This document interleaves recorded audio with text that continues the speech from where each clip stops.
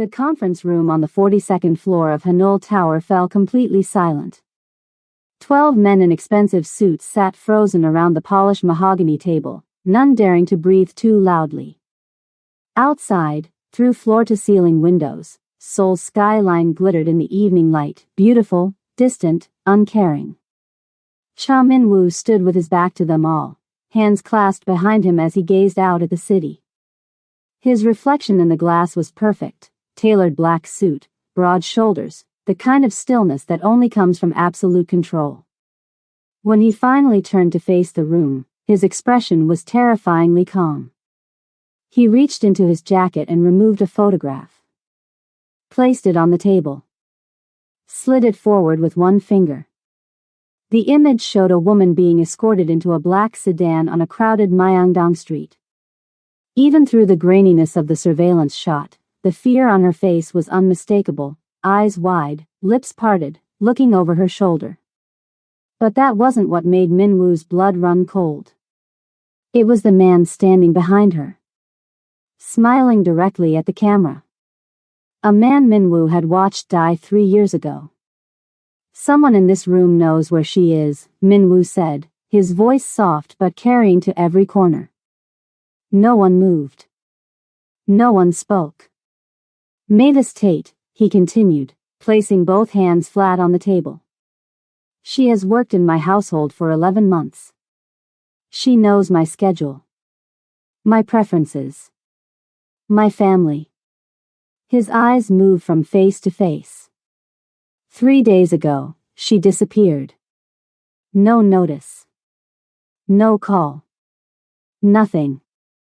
One of the younger executives, Park Jin-ho, newly promoted, still learning the boundaries, cleared his throat nervously. "Sir, with respect, she's just a housekeeper. Perhaps she simply quit." The temperature in the room seemed to drop 10 degrees. Min-woo's eyes shifted to the man who spoke. He didn't raise his voice. He didn't need to. "Just a housekeeper," he repeated softly. "Is that what you think?" Park went pale and stopped talking. "Now, I know what you're thinking. Why would the most powerful man in Seoul tear the city apart for a housekeeper? Trust me, I'm getting there. But this story? It's about to take turns you won't see coming. If you're into stories about secrets, unexpected connections, and dangerous games, you're definitely in the right place. Go ahead and smash that subscribe button and let me know in the comments where you're watching from. Because what happens next? You don't want to miss a single second. Here's what everyone in Seoul's elite circles knew about Cha Min-woo. His family had built an empire spanning construction, entertainment, and international trade. On paper, he was a legitimate businessman. But whispers followed him everywhere, rumors of connections to organizations that operated in shadows, of debts collected in ways that never involved courts or lawyers. People called him the gentleman behind his back. Not because he was kind. Because he never raised his voice, even when destroying someone's entire life. At 34, Min-woo carried himself with the kind of presence that made powerful men shrink. Sharp jawline. Cold, calculating eyes. Always impeccably dressed, not a single detail out of place. But it wasn't his wealth or his looks that made him dangerous. It was his patience. The way he could wait, and watch, and remember everything. 3 years ago, his wife Eun-ji had died in what was officially called an accident. A car crash on a rainy night. He'd never accepted that explanation, but he'd never spoken publicly about his doubts either. What everyone did know was that after her death, he'd retreated further into himself, becoming something colder, harder. The only soft spot in his armor was Soo-yeon. His 10-year-old daughter who, since her mother's passing, had barely spoken a complete sentence to anyone.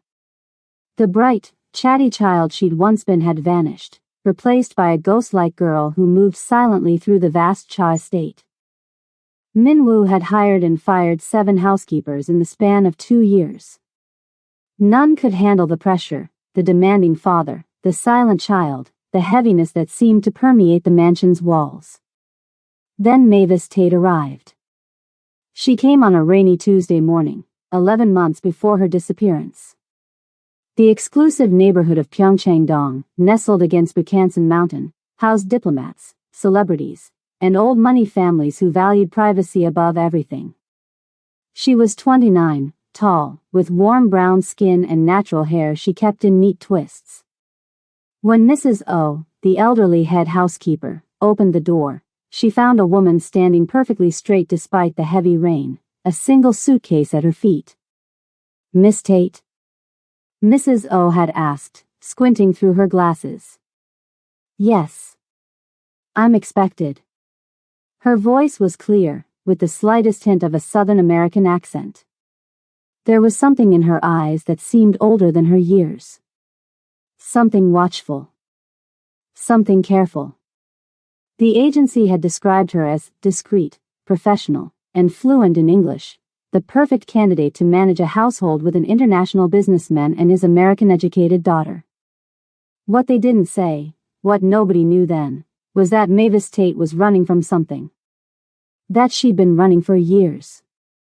That Seoul was just the latest stop in a journey that had taken her across continents, always looking over her shoulder, always ready to disappear again. A hospitality management graduate from Spelman College, one of America's most prestigious historically black colleges, working as a housekeeper halfway around the world.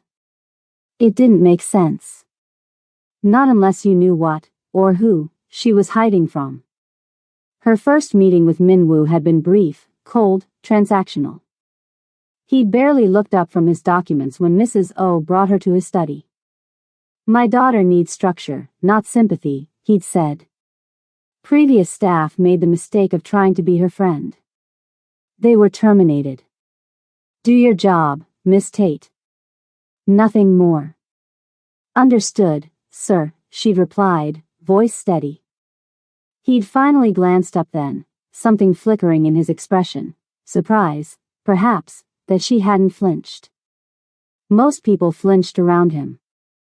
"You may go," he dismissed her. What Min-woo didn't expect, what no one could have predicted, was how quickly things would change after that. How Mavis Tate would transform not just his daughter, but his entire world. And now she was gone. The day Mavis Tate disappeared, she didn't just vanish from the Cha estate. She vanished from existence. No note. No call. No trace. And when Min-woo finally discovered why, it would change everything he thought he knew, about her, about his enemies, and about himself. But we're getting ahead of ourselves. Let's start where it really began. The day she met the little girl who would change her life. 11 months earlier.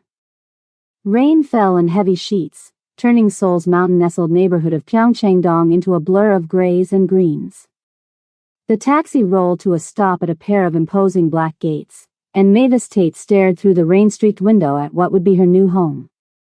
The Cha estate loomed ahead like something torn from an architectural magazine, clean modern lines blending with traditional Korean elements. 3 stories of glass, stone, and wood perched on the hillside, partially hidden behind perfectly manicured pine trees. Money lived here. Old money. The kind that didn't need to shout. "This is it?" the driver asked, squinting through the downpour. "Yes," Mavis replied, fishing in her wallet for Korean won. She was still getting used to the currency, the different sizes and colors. "Thank you." As she stepped out, the rain immediately soaked into her coat. She pulled her single suitcase from the trunk, just one, medium-sized. Mavis Tate traveled light. Always had. There were reasons for that, reasons she didn't discuss. The intercom beside the gate buzzed when she pressed it, and a woman's voice answered in Korean. Mavis responded in careful, practiced phrases she'd memorized on the flight over. The gate slid open without further question. The smell hit her first, rain on expensive stone, the earthy scent of wet pine, something floral from gardens hidden from view. Her shoes crunched on the gravel path as she wheeled her suitcase behind her, water streaming from the handle onto her already damp fingers. By the time she reached the massive wooden front doors, her hair was dripping, little rivers running down her neck. The doors looked ancient, heavy, hand-carved with subtle patterns, the kind designed to make visitors feel small before they even entered. The right door opened before she could knock. A small, elderly Korean woman stood in the entryway, back perfectly straight despite her age, silver hair pulled into a tight bun. Her expression was neither welcoming nor hostile, simply assessing. "Miss Tate?" she asked, squinting through wire-rimmed glasses. "Yes. I'm expected." Mavis kept her voice steady, professional, with just the slightest hint of her Atlanta accent peeking through. "I am Mrs. O. Please, come in." Stepping inside was like entering another world. The silence hit her first, profound, almost sacred, as if the walls themselves absorbed sound. The rain that had been pounding in her ears moments before was reduced to a distant whisper. The entryway opened into a soaring two-story space, minimalist but unmistakably luxurious. A dramatic staircase curved up one wall. Art pieces that probably cost more than her college education hung at perfect intervals. Everything gleamed, wood polished to a mirror shine, marble floors without a scuff mark, glass without a fingerprint. "You're soaked," Mrs. O observed. "Leave your suitcase. I'll have someone bring it to your quarters once you've changed." Mavis followed the woman through the house, water dripping from her coat onto the immaculate floor. Mrs. O didn't seem to mind, which told Mavis something important. The household staff must be excellent at erasing evidence of human presence. "I'll show you to your room first," Mrs. O said. "Then we'll discuss the household rules before you meet Mr. Cha and his daughter." Mavis nodded, taking in everything as they walked. Security cameras positioned discreetly in corners. The weight of the interior doors, reinforced, though designed not to look it. Windows with a particular thickness to the glass. The multiple exit routes. She catalogued it all automatically, a habit formed from years of needing to know exactly how to leave any space she entered. "The staff wing is here," Mrs. O explained, leading her down a hallway that branched off from the main house. "Your room is at the end. Private bathroom attached." Mr. Cha believed staff should have their own space. The room was simple but comfortable, a queen bed, desk, wardrobe, and a small sitting area near a window that overlooked a side garden. Clean lines, neutral colors. Impersonal but not unwelcoming. "There are fresh clothes in your size in the wardrobe," Mrs. O said. "The staff uniform for formal occasions, and everyday clothes for regular duties. Change and meet me in the kitchen in 15 minutes. When the door closed behind the older woman, Mavis finally allowed herself to exhale. She did a quick, habitual scan. Windows, opens fully, ground floor, easy exit, door, solid but not reinforced, closet, walk-in, second exit unlikely. The assessment took seconds, unconscious after years of practice. She changed quickly, hanging her wet clothes in the bathroom. The provided everyday clothes were simple but obviously expensive: black pants, a crisp white button-down, comfortable shoes. All perfectly her size, as promised. 15 minutes later, she found the kitchen, a gleaming space of stainless steel and warm wood that somehow managed to look both professional and unused. Mrs. O was waiting, hands folded at a small table in the corner. She gestured for Mavis to sit. "Tea," she offered, already pouring from a small ceramic pot. "Thank you." The woman studied her over the rim of her cup. "I'll be direct, Miss Tate. This position is challenging. The last 3 housekeepers lasted less than 2 months each. The child is difficult." Mavis sipped her tea, letting the warmth spread through her chest. "Difficult how?" "She doesn't speak. Not since her mother died 3 years ago." At least, not more than a word or two when absolutely necessary. She doesn't engage. Doesn't follow instructions willingly. The previous staff found it frustrating. I see. Mr. Cha is equally demanding, though in different ways. He values privacy, efficiency, and silence. The house runs on precise schedules. Deviation is not tolerated. Something in Mavis's expression must have shifted, because Mrs. O leaned forward slightly. If you wish to reconsider, now would be the time. The agency can place you elsewhere. Mavis met the older woman's eyes directly. I don't scare easily, Mrs. O. A flicker of something, surprise, maybe respect, crossed the housekeeper's face. Well, that's good, I suppose. Now, let me show you the rest of the house before you meet them. The tour took nearly an hour. The Cha estate was even larger than it appeared from outside. 5 bedrooms in the main house, a separate office wing, formal and informal dining rooms, a library, a music room with a grand piano no one played anymore, and gardens that wrapped around the property like a protective embrace.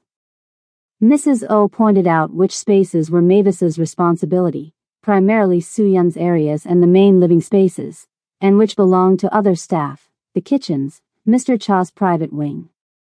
This is Mr. Cha's study, Mrs. O explained, gesturing to a door at the end of the office wing. It's always locked when he's not in residence. No one enters without his explicit permission. Mavis nodded, noting the state-of-the-art keypad beside the handle. Not just a normal lock then. Whatever was in there, it mattered. The contrast struck her as they walked, between the immaculate, cold perfection of the house and the total absence of warmth. No children's toys left out. No books splayed open. No half-drunk cups of tea forgotten on side tables. It was a house designed for photographs, not living. And this is Miss Soo-Yun's room, Mrs. O said finally, stopping at a door painted soft blue, the only colorful door in the house. The room inside was beautiful, clearly designed by someone who loved the child. Soft colors, a canopy bed, bookshelves filled with children's books in Korean and English. A window seat overlooking the main garden. Everything a little girl should want. But there was a layer of stillness over it all. The toys looked untouched on their shelves. The bed was made with hospital corners. On the nightstand stood several framed photographs of a beautiful Korean woman with a wide smile and eyes exactly like Soo-Yun's. Her mother, Mrs. O said quietly, following Mavis's gaze. Boonji. In the corner of the room, so still that Mavis hadn't immediately noticed her, sat a small girl with long black hair pulled back in a neat ponytail. She was hunched over a drawing pad, crayon moving in careful lines, not acknowledging their presence. Miss Soo-Yun, Mrs. O said gently. This is Miss Tate. She's going to be your new housekeeper. The girl didn't look up. Didn't pause in her drawing. It was as if they weren't there at all. Mrs. O looked at Mavis with an expression that clearly said, see what I mean? I'll give you a moment, the older woman said, stepping out and closing the door softly behind her. Mavis stood quietly, observing. The girl's posture was tense, her grip on the crayon too tight. This wasn't peaceful drawing, this was deliberate ignoring. After a moment, Mavis approached, but not too close. She knelt down to be at eye level, though the girl still wouldn't look at her. Hello, Soo-Yun. I'm Mavis, she said, her voice gentle but not syrupy. I'm going to be helping around the house. I won't bother you if you want to be alone. No response. Just the scratch of crayon on paper. Mavis reached into her pocket and pulled out a small package, a set of colored pencils she'd brought from America.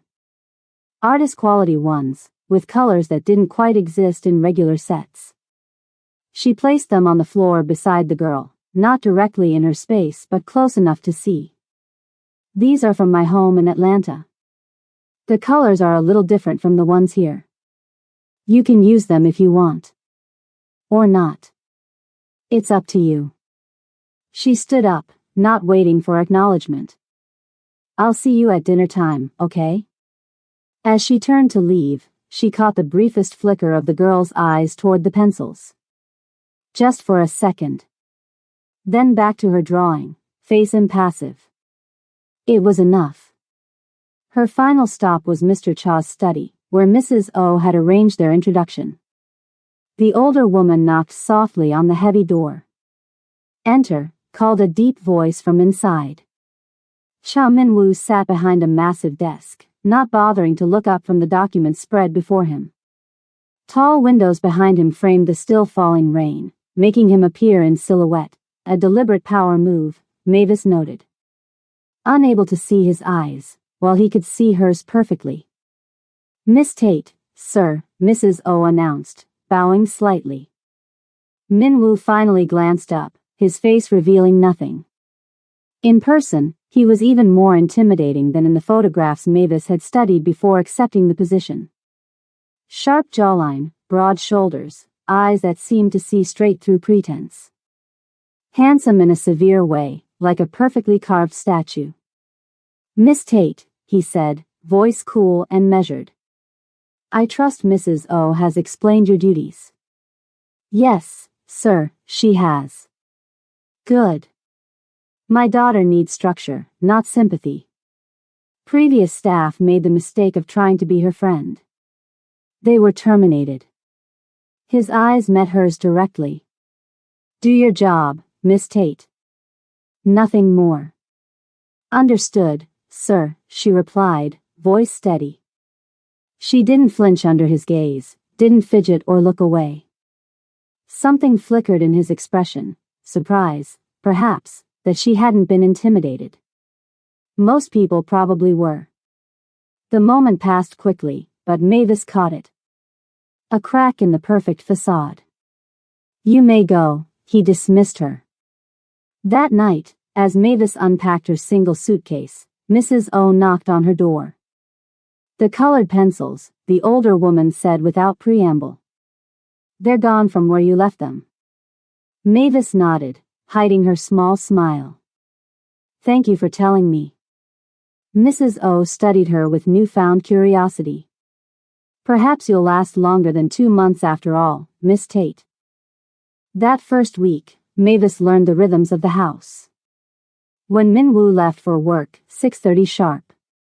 When he returned, rarely before midnight. When Soo-yeon ate alone in her room, every meal. When the silence became so heavy it felt like a physical weight. She also learned that nobody in this house talked about the woman in the photographs. The beautiful woman with Soo-yeon's eyes. Nobody talked about how she died. Or why, sometimes, late at night, Mavis could hear a little girl crying through the walls. It was on the third day that everything shifted. And it started with a dead butterfly. The morning air was cool and fresh after the previous day's rain. Dew still clung to the grass in the Cha Estate's garden, catching sunlight like scattered diamonds. Mavis stepped outside for a moment of quiet before the household fully woke, a steaming mug of coffee warming her hands. That's when she saw her. Soo-yeon sitting alone on a stone bench near the flower beds, her small back perfectly straight, head bent over something in her hands. She was so still she might have been part of the garden itself. Mavis paused, considering whether to retreat and give the child privacy. But something about the girl's posture, the slight curve of her shoulders, the tension in her neck, spoke of a sadness too heavy for such small shoulders. She approached slowly, footsteps deliberate enough to announce her presence without startling the girl. Soo-yeon didn't look up, didn't acknowledge her. Her entire focus was on what she held in her palm. A butterfly. Blue and black wings spread open but perfectly still. Dead. Mavis stopped a respectful distance away.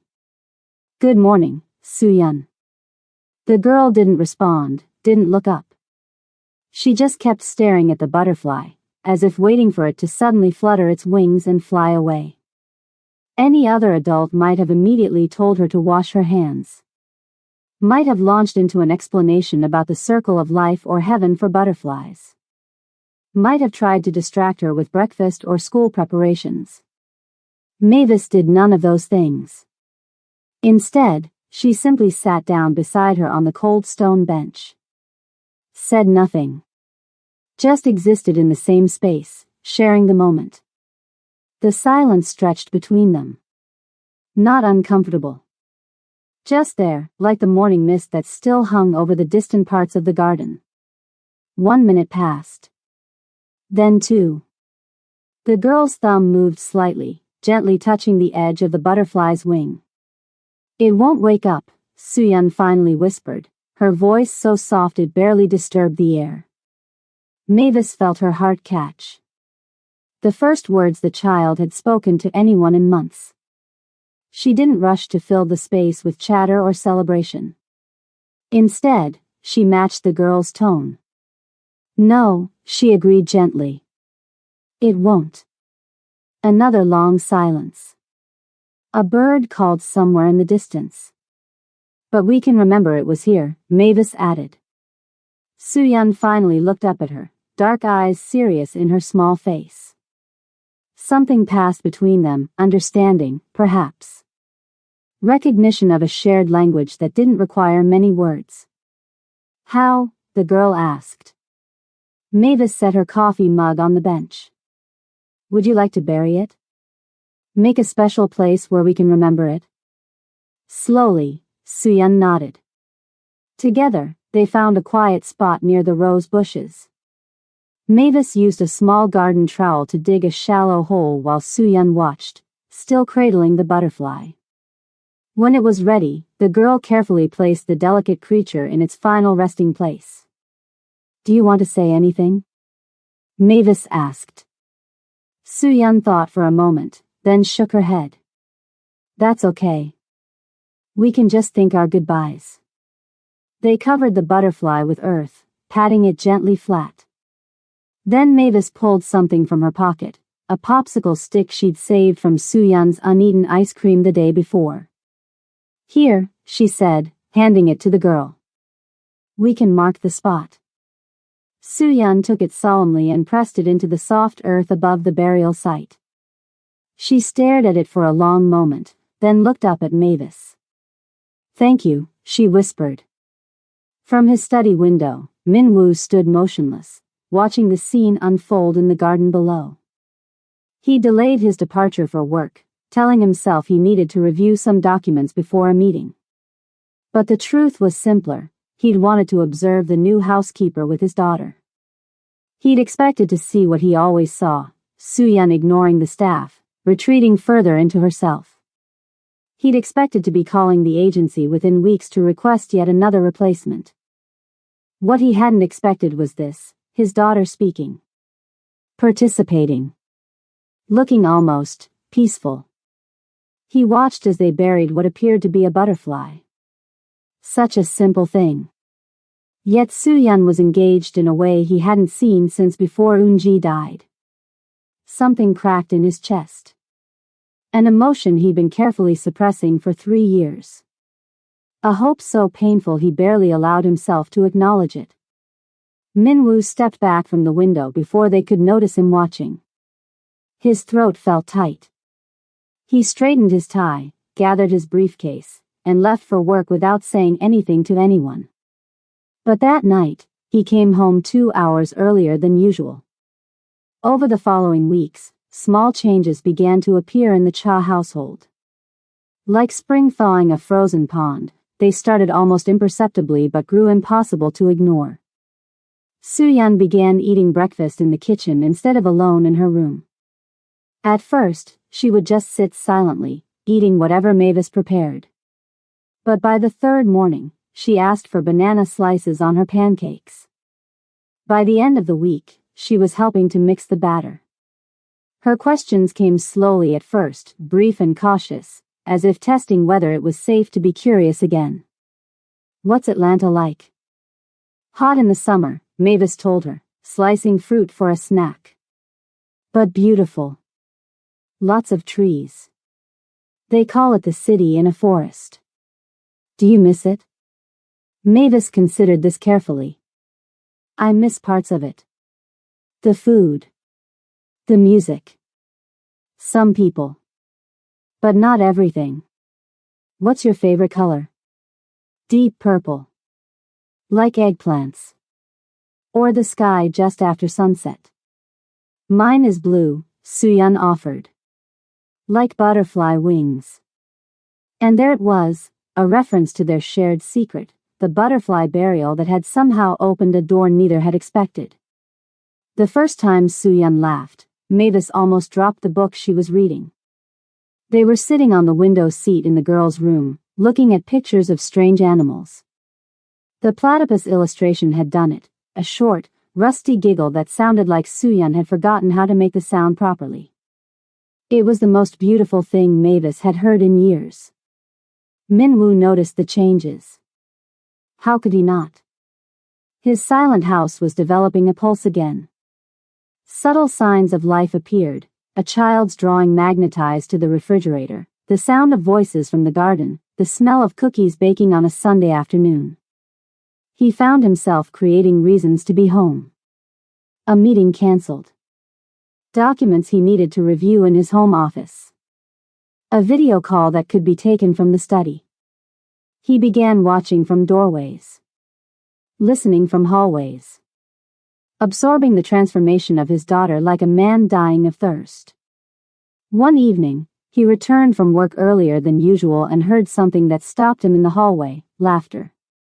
Not just Soo-yeon's still hesitant giggles, but another voice laughing with her. Warm, rich, genuine. He followed the sound to the kitchen and froze in the doorway. Soo-yeon stood at the island counter, flour dusting her small fingers, her face alight with concentration as she carefully cut shapes from rolled dough.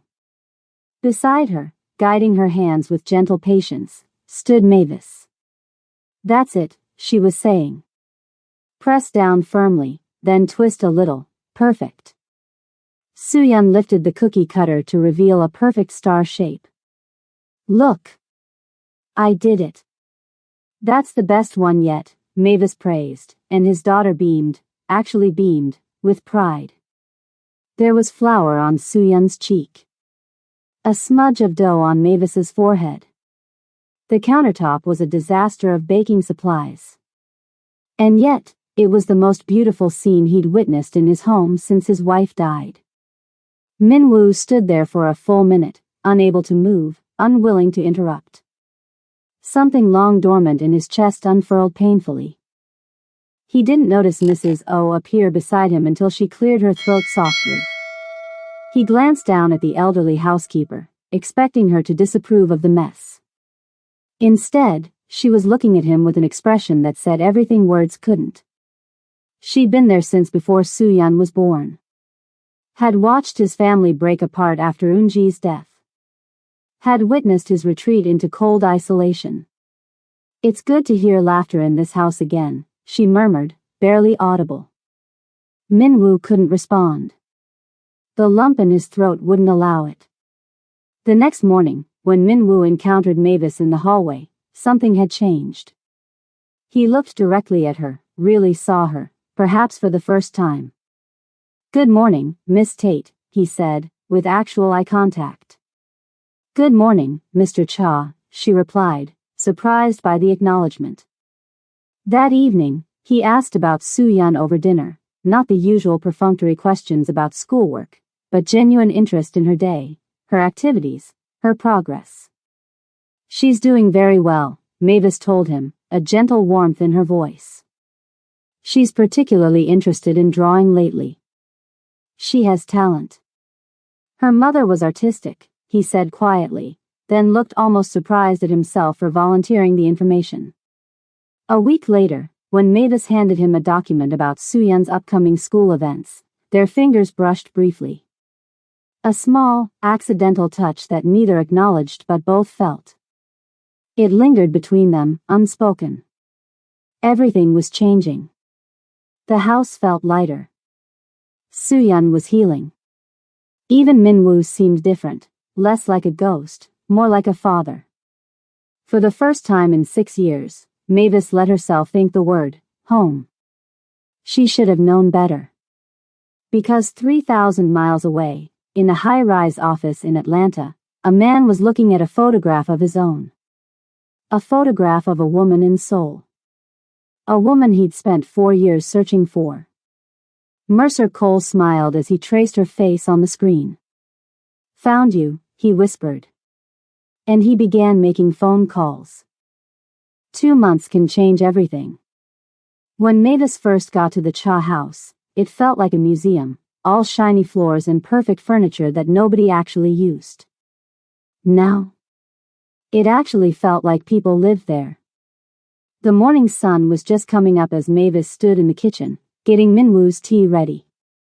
She'd figured out exactly how he liked it by now, not too many tea leaves, water hot but not boiling, that made it bitter, and always in the same ceramic cup.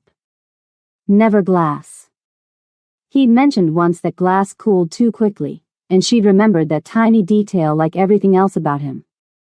There was something weirdly intimate about knowing exactly how someone took their morning tea.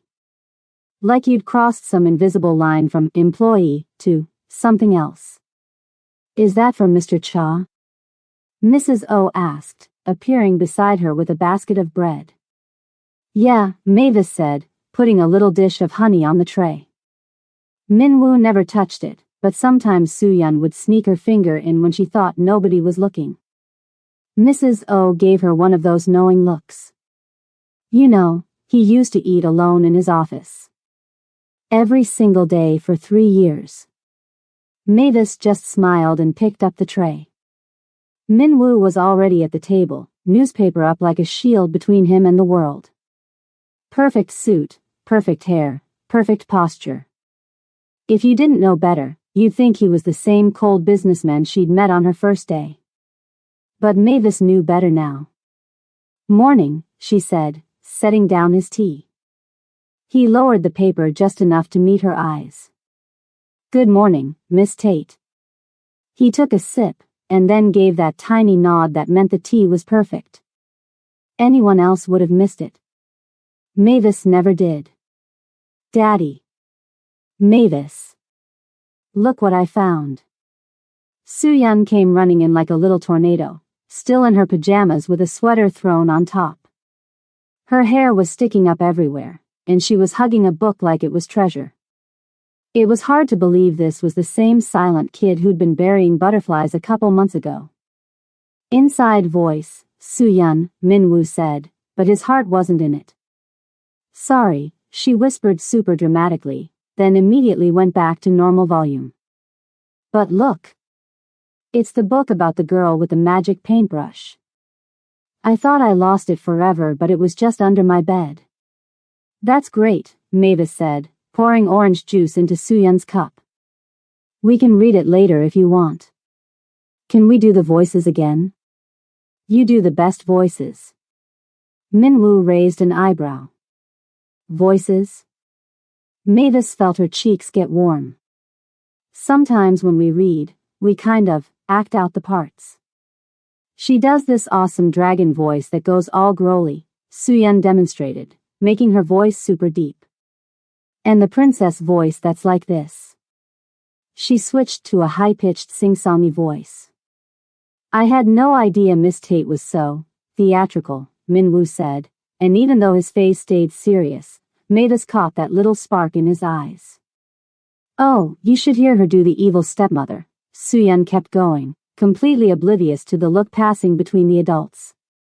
She's really good at being mean, in the story, I mean. She's not mean for real. Good to know, Minwoo said, and this time the corner of his mouth definitely twitched up. Mavis busied herself straightening things that didn't need straightening. I think your dad's trying to read his paper, Soo-yeon. He's not really reading, the little girl said, mouth full of toast. He's watching us and pretending to read. He always does that. Minwoo actually coughed, caught off guard, and Mavis had to bite her lip to stop from laughing. From the doorway, Mrs. O made a weird snorting sound like she was trying not to laugh too. Eat your breakfast, Minwoo said, disappearing behind his newspaper again.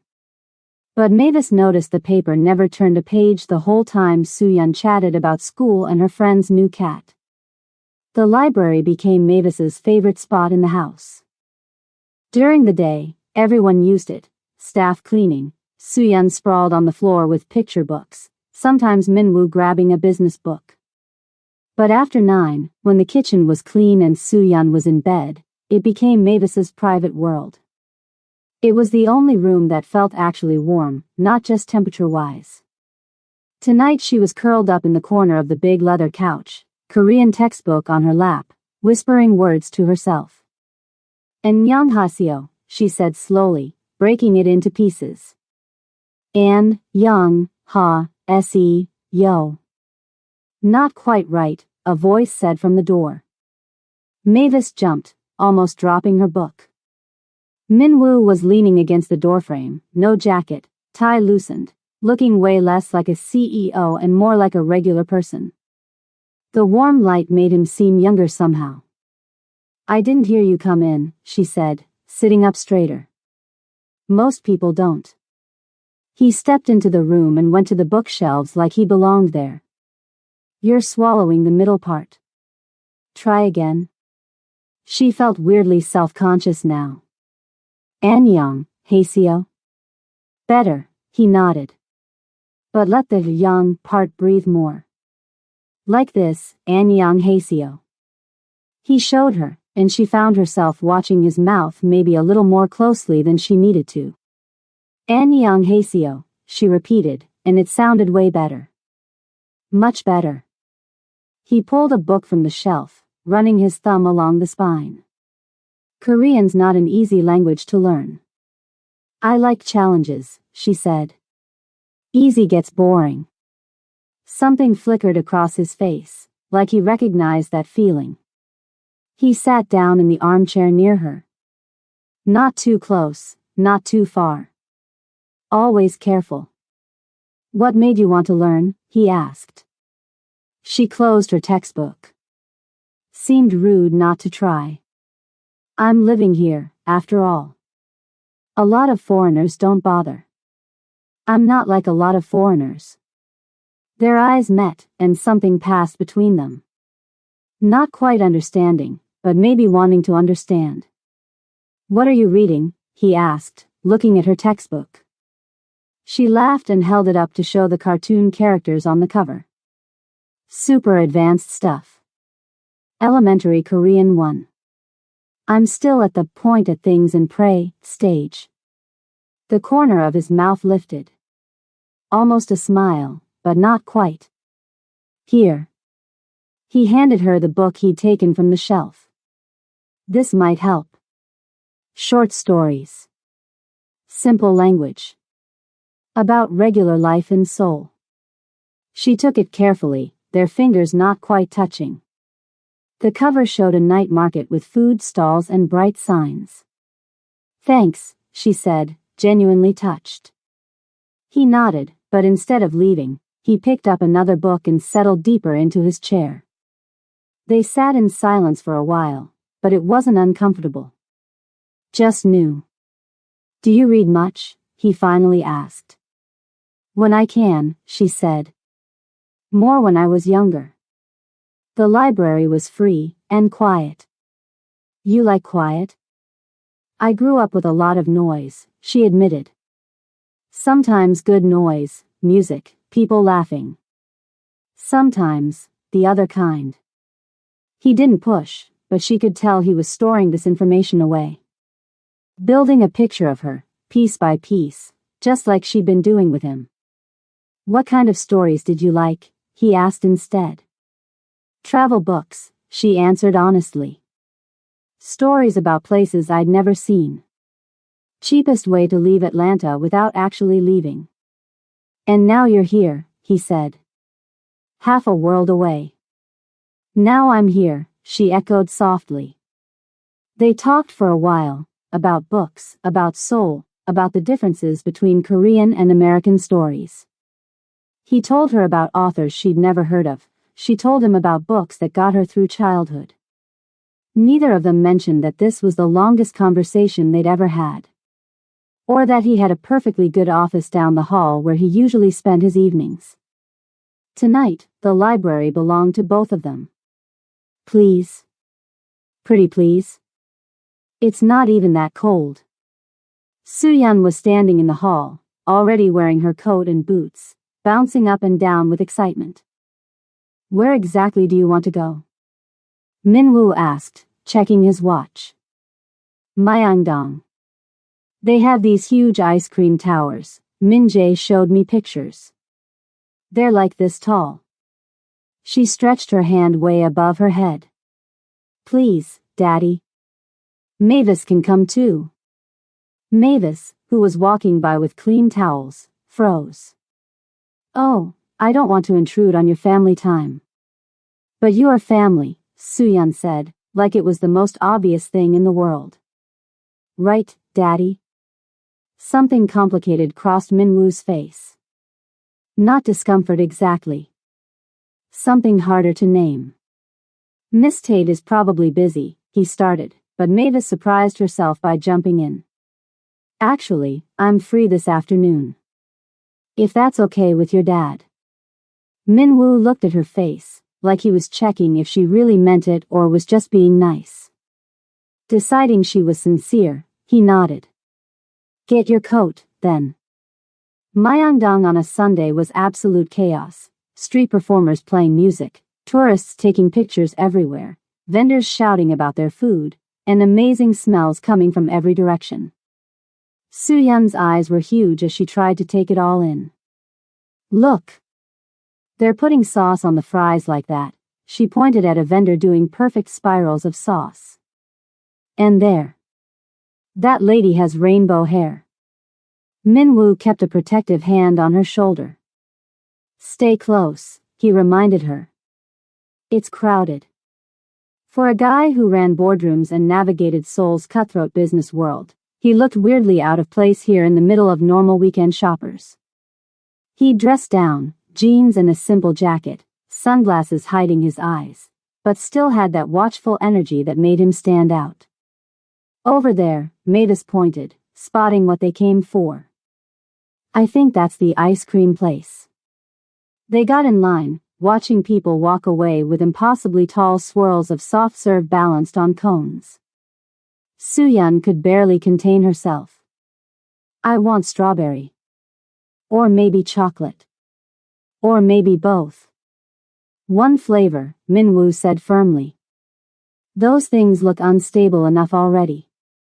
When Soo-yeon finally got hers, a huge pink swirl that looked ready to topple with each step, her face lit up with such pure joy that Mavis felt something catch in her chest.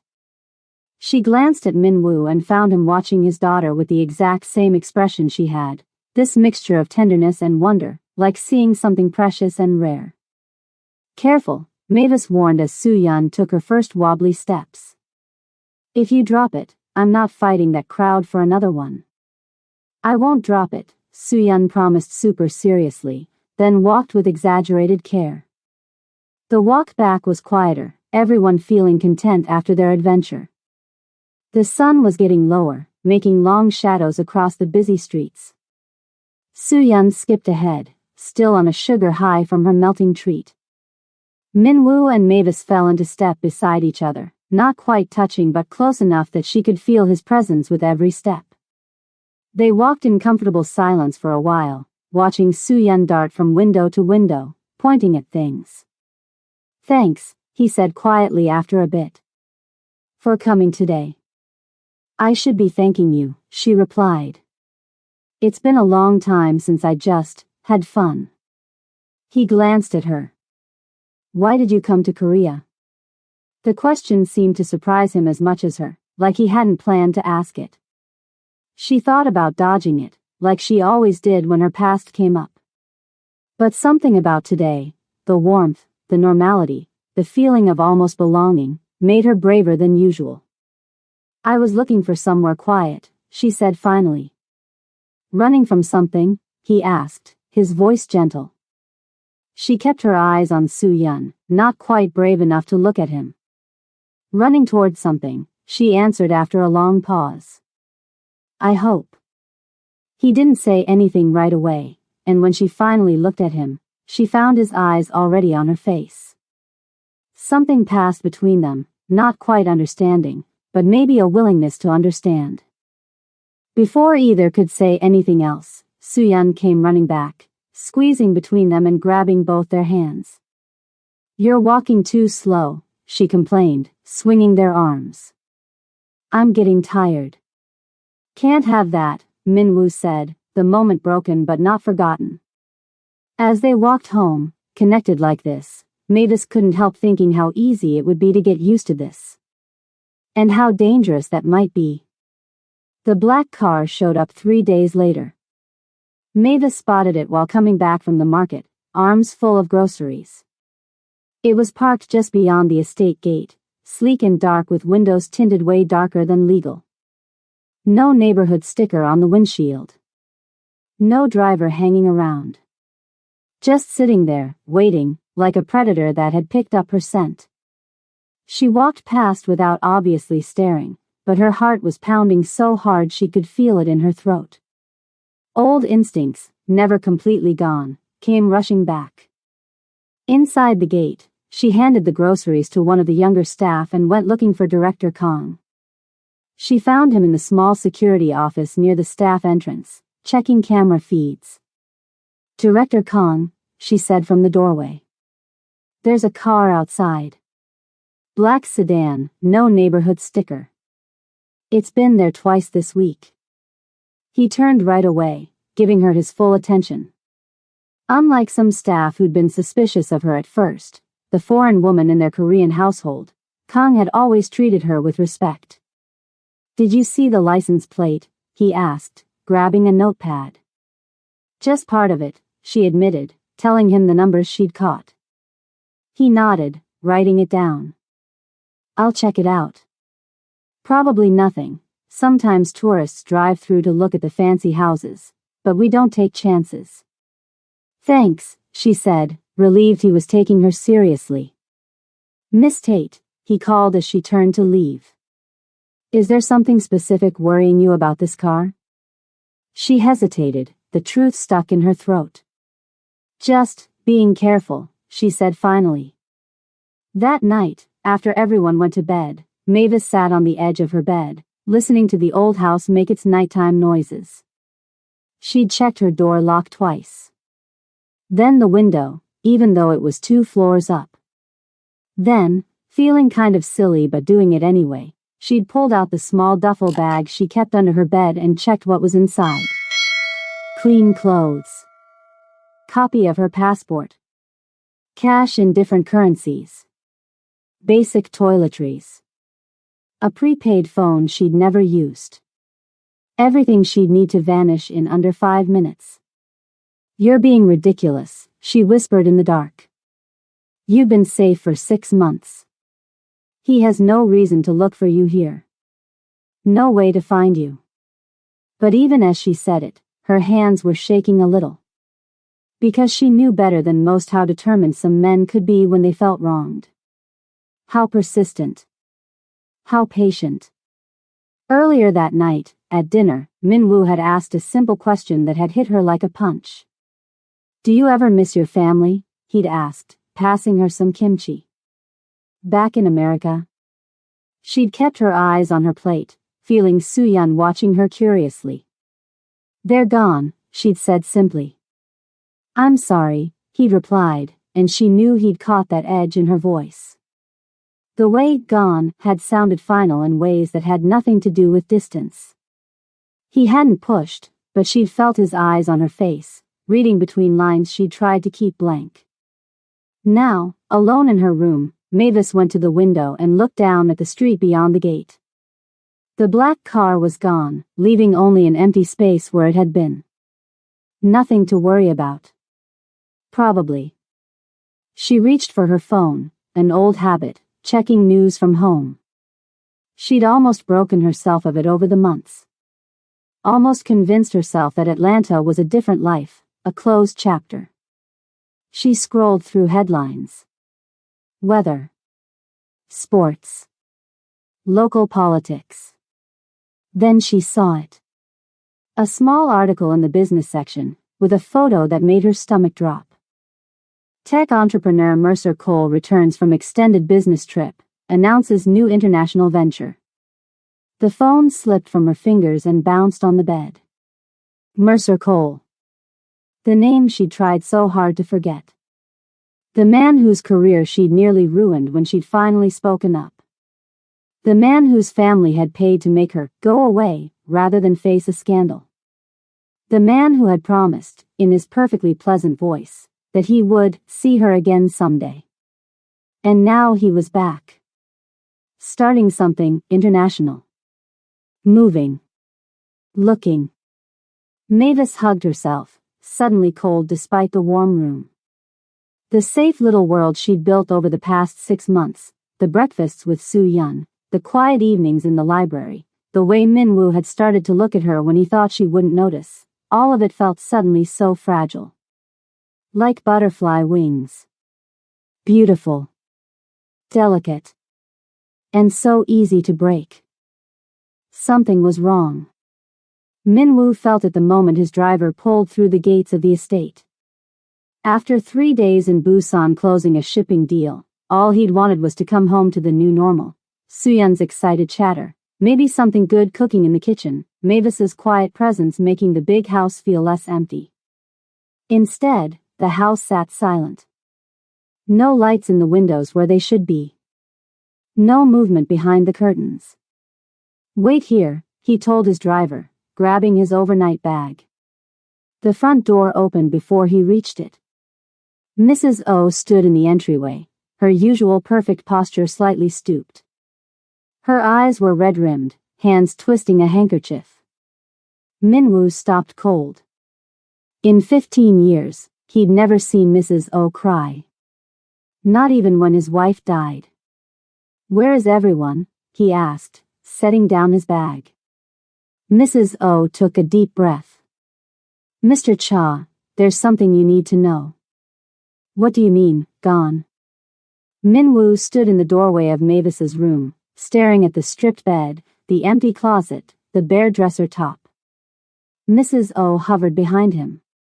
3 days ago. The morning after you left for Busan. I went to wake her for breakfast, and... She gestured helplessly at the empty room. Min-woo stepped inside. The space felt hollow.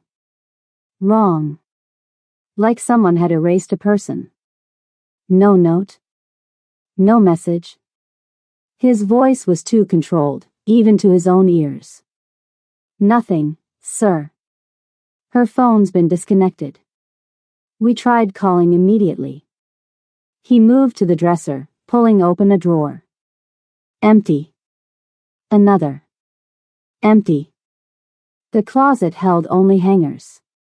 The bathroom, no toothbrush, no bottles, nothing. The books she was reading, he asked, thinking of the Korean stories he'd loaned her. The photograph she kept by her bed? Mrs. O shook her head. All gone. She took everything personal. Left only the clothes we provided. Min-woo stood very still, absorbing this. It wasn't just that she'd left. It was how thoroughly she'd erased herself. Like she'd never been here at all. "And Soo-Yun?" he asked, his chest tight. Mrs. O's face crumpled slightly. She hasn't spoken since. Not a word to anyone. 3 months of progress. Gone in an instant. Where is she now? In her room. She won't come out for meals. We've been bringing trays, but... Mrs. O trailed off.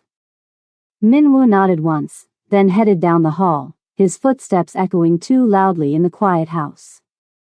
Soo-Yun's room was dark except for a small night light. She sat on the floor by her bed, surrounded by papers, colored pencils scattered around her. She didn't look up when he entered. "Soo-Yun?" He kept his voice gentle, kneeling beside her. She didn't respond, just kept coloring, harsh, angry strokes across the paper. "I just got home," he said. I heard about Mavis. Nothing. Sometimes people have to leave suddenly, he tried, the words sounding hollow even to himself. Sometimes there are reasons they can't explain. She promised. The whisper was so faint he almost missed it. Soo-yeon still wouldn't look at him, but tears had started rolling down her cheeks. What did she promise, sweetheart?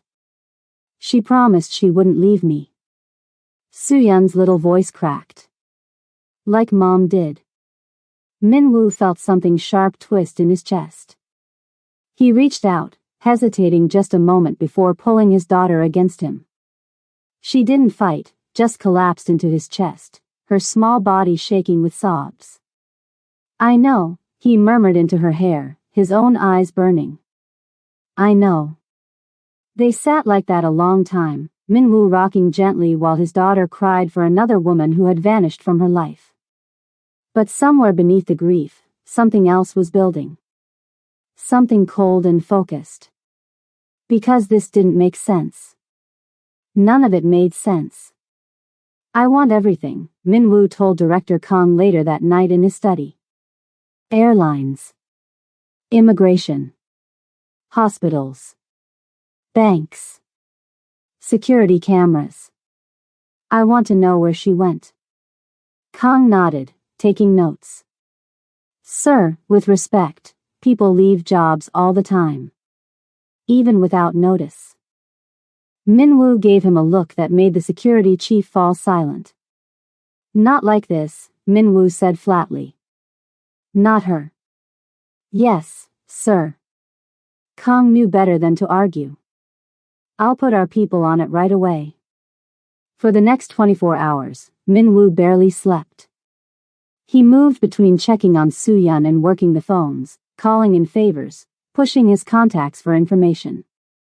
Nothing came back. No airplane tickets.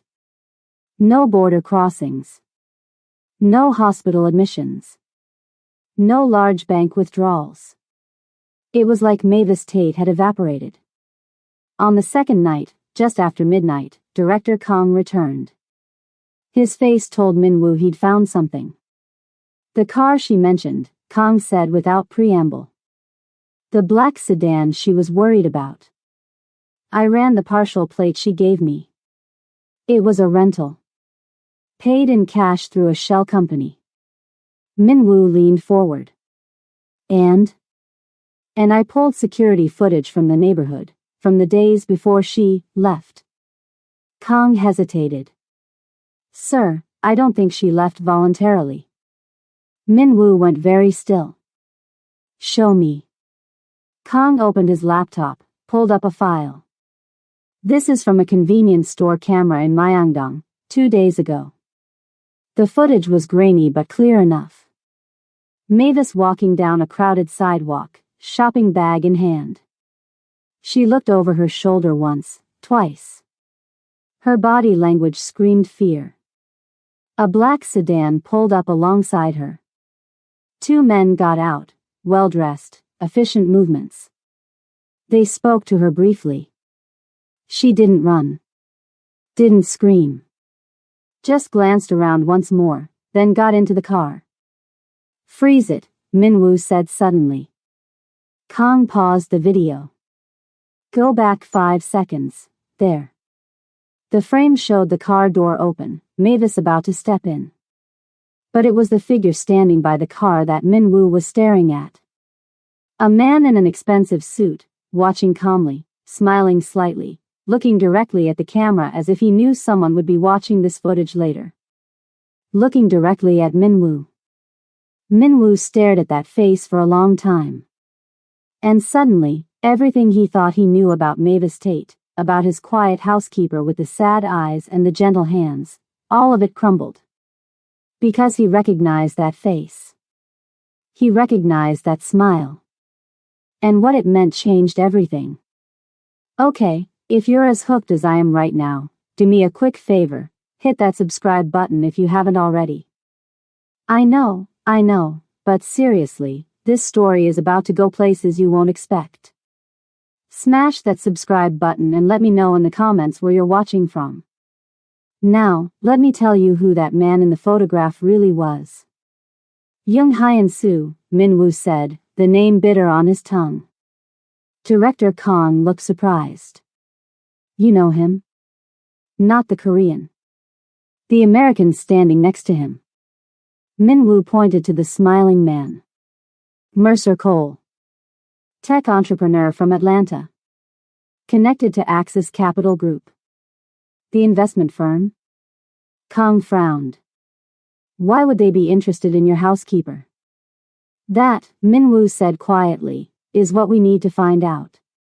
He'd never met Cole personally, but knew him by reputation. The man moved in powerful circles, had connections in both legitimate business and shadier enterprises. The kind of man who solved problems with money, or other means, when money wasn't enough. But what problem was Mavis Tate to him?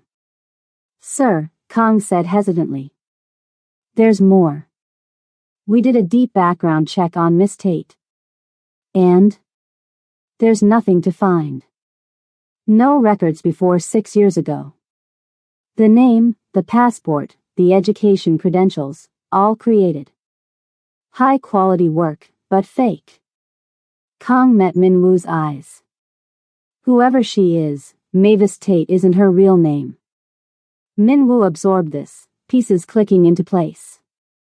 The way she never talked about her past. Her hyper-awareness of security. The emergency bag he'd once glimpsed under her bed. She'd been hiding from something. Someone. And now that someone had found her. And Young Hyun-soo? Min-woo asked, his voice dangerously calm. What's his connection? He was in Atlanta 4 months ago. Met with Cole several times. We've been tracking his movements since that situation 3 years ago. Min-woo didn't need to be reminded about that situation. The failed deal. The accusations. The evidence that mysteriously disappeared, leaving Young free while his associates took the fall. The personal grudge that had been simmering ever since. So Young finds Cole, Min-woo said slowly, putting it together. Cole is looking for a woman who disappeared. A woman who somehow ends up in my home, caring for my daughter. His eyes hardened. This isn't coincidence. No, sir, Kang agreed quietly. It looks like a setup. They may have placed her here deliberately. The thought should have made him angry, that Mavis might have been planted in his household as part of some scheme. Instead, all he felt was a cold certainty that whatever her original purpose, something had changed. The Mavis who laughed with his daughter, who sat with him in the library, who looked at him with those honest eyes, that wasn't someone playing a role. And now she was gone. Min-woo stood at the window of his study, the same window where he'd watched Mavis and Soo-yeon bury a butterfly all those months ago. His reflection stared back at him, harder now, colder. He'd let her in. Let her change things. Let her matter. And now someone had taken her. Find everything, he told Director Kang without turning around. I want to know who she really is. What she was running from. And exactly where they've taken her. Sir, this could get complicated. These people. I don't care. The words hung in the air. Final. Absolute. She's not just a housekeeper, he added quietly. Not anymore. The hunt was about to begin. And the people who took Mavis Tate had no idea what they'd just awakened. The file landed on Min-woo's desk with a heavy thud. Director Kang stood at attention, his face carefully neutral. Everything we could find, sir. Min-woo stared at the manila folder. Too thick for comfort. Too many pages for a simple explanation. Tell me, he said, not reaching for it yet. The woman you knew as Mavis Tate never existed, Director Kang said quietly.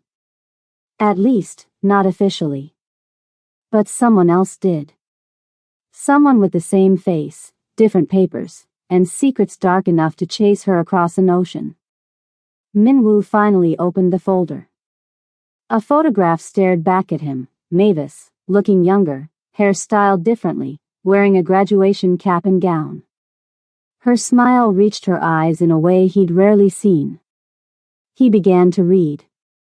Her real name was Mavis Angela Tate. She'd kept her first name, maybe because it was easier to respond to something familiar when starting over, or maybe because it was her grandmother's name. A small piece of home she couldn't let go. Born in Atlanta. Raised by a single mother who worked 2 jobs to put her through college. Graduated from Spelman with honors in hospitality management. Landed a good job at an upscale hotel group. A normal life.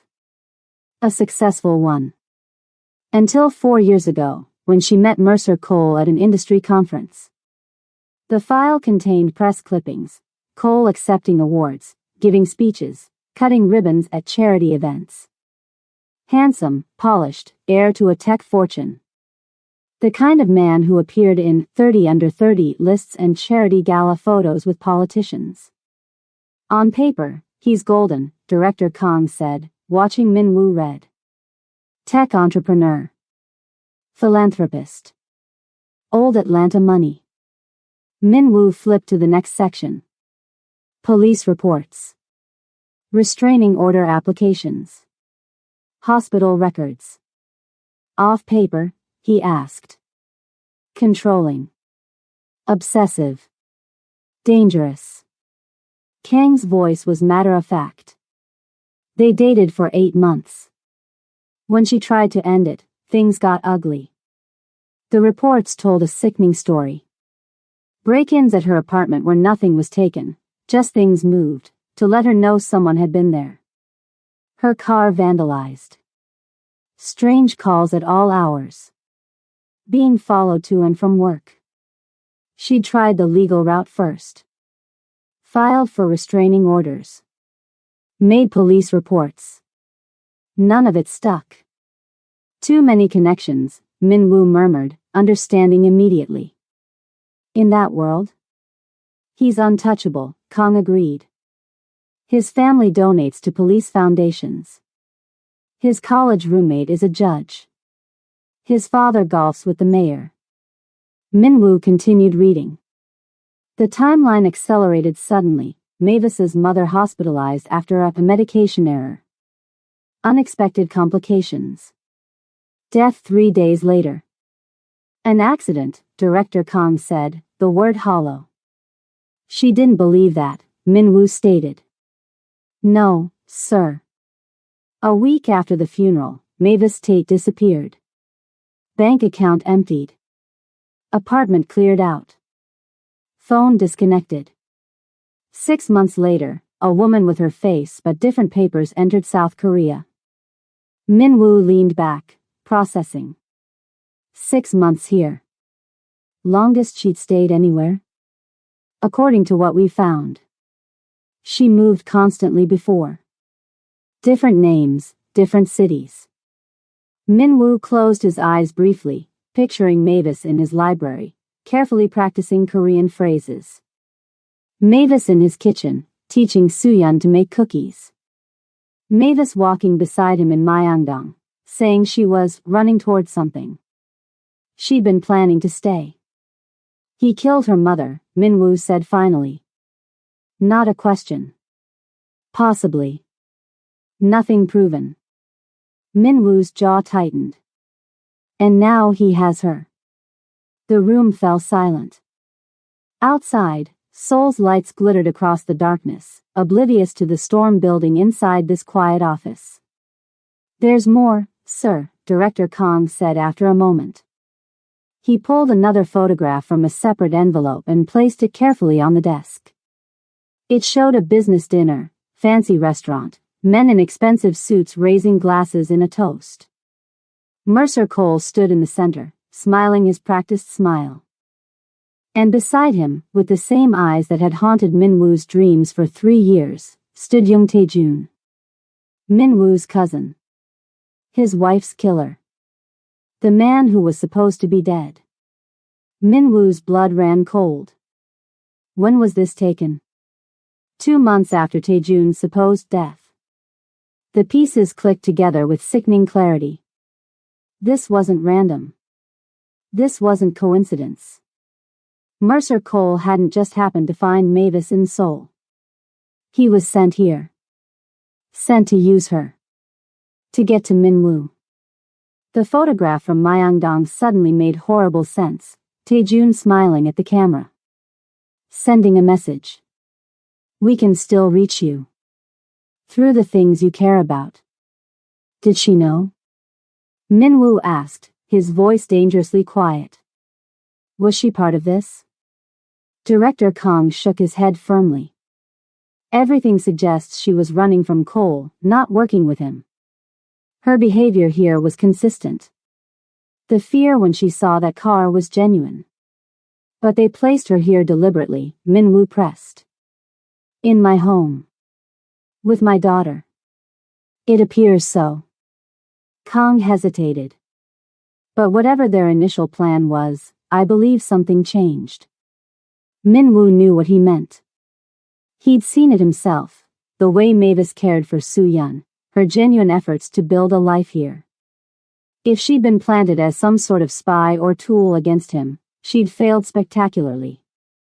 Instead of gathering intelligence or gaining leverage, she'd rebuilt what was broken in his household. Made his daughter speak again. Made him feel things he thought had died with his wife. And now they'd taken her. The timing isn't accidental either, Kang added. The Incheon port contract finalizes next week. It would give you control over shipping lanes Young Taejun has been trying to access for years. Minwoo nodded slowly. The business reason made sense. The shipping contract was valuable, worth billions over time. But this wasn't really about business. The staged photograph, the way they'd taken Mavis right under his nose, this was personal. Taejun wanted him to know who was in control. Minwoo sat back in his chair, pieces connecting in his mind like a puzzle he'd been trying to solve for 3 years. His wife's death. The accident that wasn't an accident. Taejun's disappearance. The body that was never confirmed. And now Mavis. The woman who'd brought light back into his home. The woman who'd made his daughter smile again. The woman he'd been too afraid to admit he cared for. They'd taken her to hurt him. To control him. To remind him that no matter how powerful he became, they could still reach the things he loved. But they'd made one critical mistake. They'd assumed he would negotiate. Minwoo picked up his phone and made a call. Get me everything on Young Taejun. Every location. Every contact. Every weakness. He paused, looking at the photograph of Mavis one more time. And prepare a team. We're going hunting. The warehouse smelled of rust and seawater.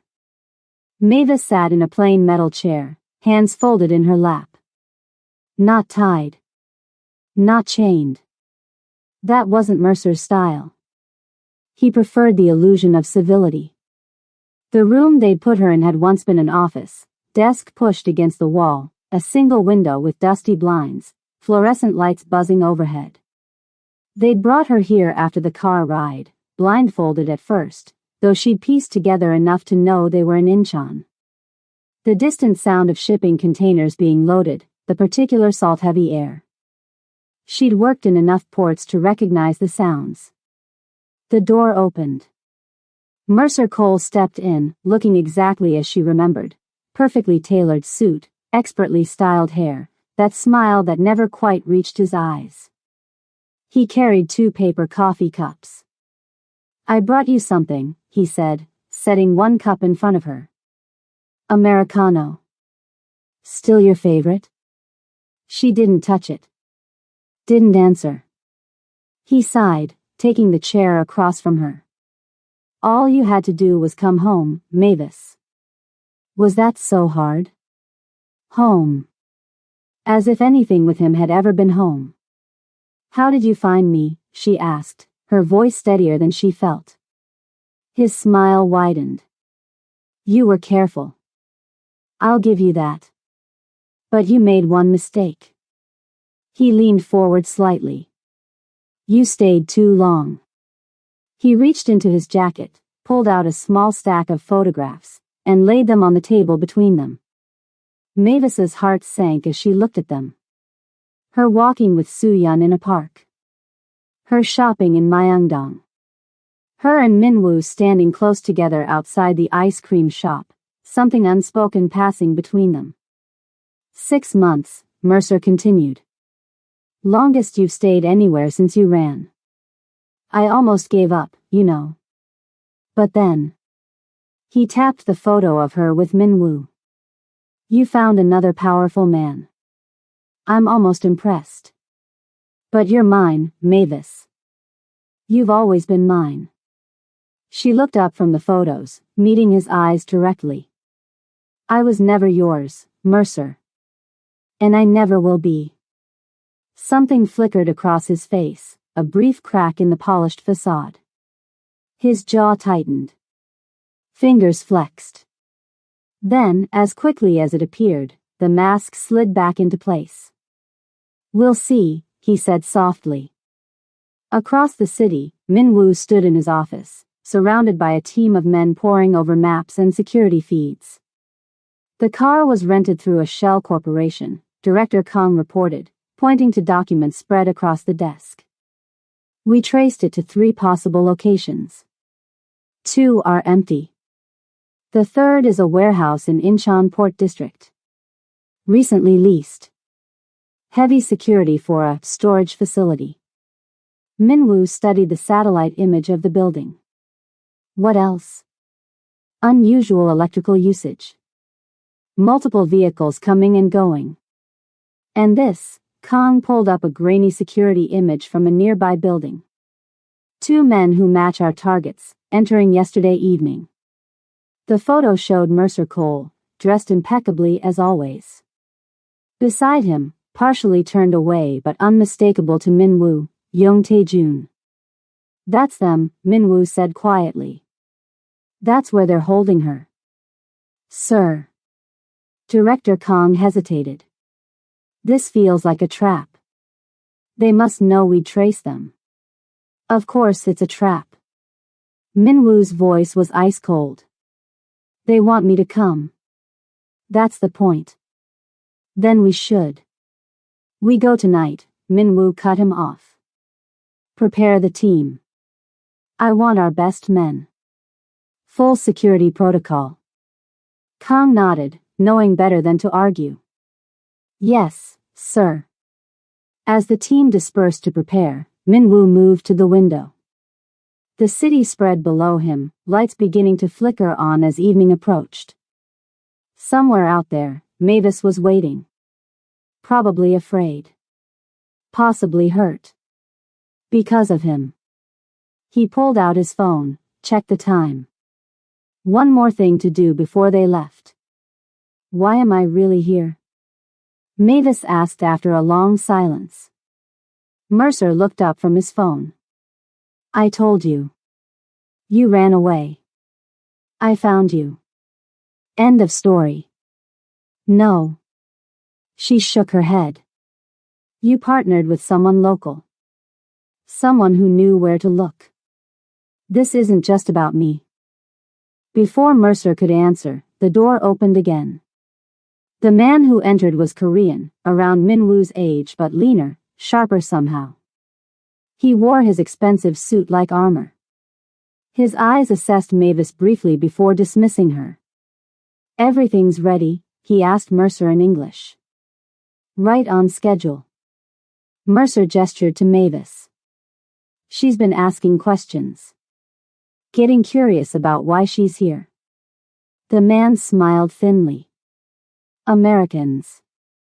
Always needing to understand everything. He switched to Korean, clearly assuming she wouldn't understand. My cousin will come for her. He won't be able to help himself. Mavis kept her face neutral, grateful for those months of language study. Cousin? She watched them carefully, piecing together fragments of their conversation. "We're sure he's found this location," the Korean man asked, back in English. "Already tracking his team's movements," Mercer confirmed. "They'll be here tonight." Mavis felt cold dread settle in her stomach. They wanted Minwoo to come. This was all about him. And she was the bait that would bring him into danger. Soo-yeon sat cross-legged on her bed when Minwoo entered. She didn't look up, just kept arranging colored pencils in a perfect line. "I have to go out for a while," Minwoo said gently, sitting beside her. Still no response. "I'm going to find Mavis." At this, her hands stilled. "She didn't leave because she wanted to," he continued. "Someone took her. Bad people. But I'm going to bring her back." Soo-yeon turned to look at him finally, her small face serious. "Promise?" The word hit him hard. Mavis had made promises to his daughter too. Promises that seemed broken now. "I'll do everything I can," he said honestly. Soo-yeon reached for something beside her, a small box of colored pencils, worn from use. The ones Mavis had given her that first day. She pressed them into his hand. "Give these back to her," she whispered. Then, so quietly he almost missed it, "Please, Appa." Appa. Father. She hadn't called him that since her mother died. Minwoo pulled his daughter close, throat tight. "I will." Mavis watched the sun set through the dusty window blinds. They'd left her alone again, confident in their security. No guards inside the room, just cameras in the corners and a locked door. She'd spent the past hour mentally cataloging everything she'd seen. 3 men outside her door when they brought her meals. Cameras covering all angles. The main warehouse floor had at least 8 more men. She'd glimpsed them when they transferred her from the car. Too many to fight. Even if she could get out of this room, she'd never make it past them all. But Minwoo was coming. Walking into danger because of her. Mavis stood up, began pacing the small room. There had to be something she could do. Some way to warn him. She examined the door again. Heavy steel, industrial lock. The window. Reinforced glass, too small anyway. The air vent. Barely large enough for her arm. She was still searching when she heard footsteps approaching. Mercer entered with another man, not the Korean from earlier, someone new. He carried a small case. "Time for a change of plans," Mercer announced. "We're moving you to a more comfortable location." Mavis's eyes narrowed. "Why?" "Just a precaution." Mercer smiled that empty smile. "Your Korean friend is smarter than we expected. We need to stay ahead of him." The man with the case opened it, revealing a syringe. "Now, this doesn't have to be difficult," Mercer said, his tone reasonable, friendly even. "Just a little something to help you relax during transport." Mavis backed up against the wall. "Don't touch me." The other man advanced toward her, syringe ready. "I always admired your spirit, Mavis," Mercer sighed. "But tonight? I need you compliant." The convoy rolled through the night streets of Seoul, heading east toward Incheon. 5 vehicles. 20 men. Every one of them loyal to Cha Minwoo. In the lead car, Minwoo sat in silence, watching the city lights blur past. In his pocket, a set of colored pencils. In his mind, the sound of his daughter's voice. Bring her back. He would. Whatever it took. ETA 20 minutes, the driver reported. Minwoo nodded, checking his phone. The warehouse schematics had been sent over, old blueprints, but better than nothing. They'd approach from multiple sides. Quick, quiet, efficient. Get Mavis out. Deal with Mercer Cole and Jung Tae-jun after. Sir. Director Kang's voice broke into his thoughts. Surveillance team reports movement at the target location. Multiple vehicles leaving the warehouse. Minwoo tensed. Show me. Kang handed him a tablet with a live feed. 3 black SUVs pulling away from the warehouse, heading in different directions. They're splitting up, Minwoo realized. Sir, we have another problem. Kang's voice was tight. Our communications just picked up police chatter. Someone called in an anonymous tip about armed men heading to Incheon Port District. They know we're coming, Minwoo said flatly. What do we do? Minwoo thought quickly, weighing options. Tell teams 2 and 3 to follow those vehicles. We continue to the warehouse. And the police? Avoid them. This needs to stay quiet. Minwoo looked back at the tablet, watching the SUVs disappear in different directions. They're trying to confuse us. Mavis could be in any of those vehicles, or still in the warehouse. As they approached the port district, Director Kang's voice crackled over the radio. Sir, we have a problem. They know we're coming. Minwoo stared at the dark shapes of shipping containers and warehouses ahead. The trap had been set. The question was, who was really walking into it? The warehouse loomed against the night sky, a dark shadow among shadows. Minwoo stood outside, the sea breeze carrying the smell of salt water and rust. Behind him, his men moved silently into position, surrounding the building. All teams in place, Director Kang confirmed through his earpiece. Minwoo nodded. Remember the plan. I go in alone. You move only on my signal. Sir, Kang hesitated, at least let me come with you. No. Minwoo's voice was firm. This is family business. I won't risk more lives than necessary. He checked his watch. Touched the colored pencils in his pocket. Drew a deep breath. If I'm not out in 20 minutes, you come in. Not before. Before Kang could protest again, Minwoo walked toward the entrance.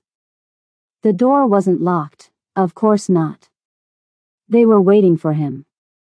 Inside, the warehouse was cavernous, mostly empty except for a few shipping containers and abandoned equipment.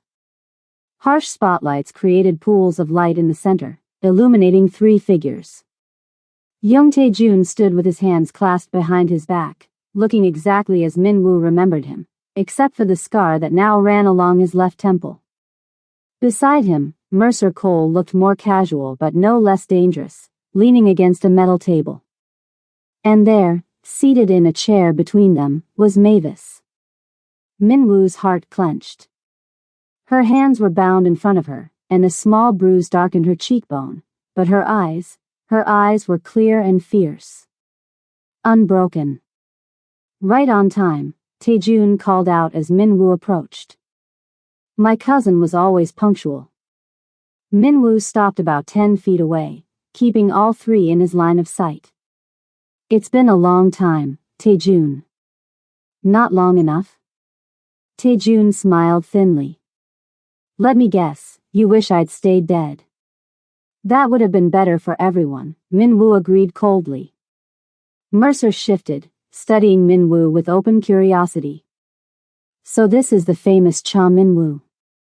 Somehow I expected someone taller. Minwoo ignored him, keeping his focus on Tae-jun. Let her go. She has nothing to do with this. Oh, I disagree, Tae-jun replied. Miss Tate has been very useful. The perfect way to get your attention. You always had my attention, Minwoo said. You didn't need to drag others into our business. Tae-jun laughed, the sound echoing in the empty space. Our business? You make it sound so professional.